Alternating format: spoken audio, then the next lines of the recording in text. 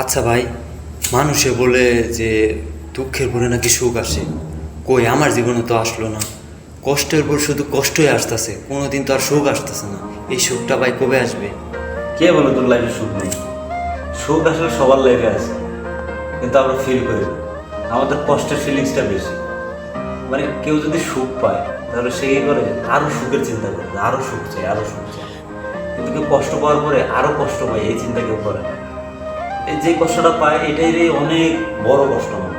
যেমন মনে কর, একটা লোকের 3টা আঙুল নাই, সে নিজের খুব দুঃখী ভাবে যে আমার 3টা আঙুল নাই, আমি কেমনে বাঁচবো, কেমনে কি করবো। সে ভিক্ষা করে খায়, আঙুল 3টা নাই, কষ্ট দুঃখে ভিক্ষা করে খায়।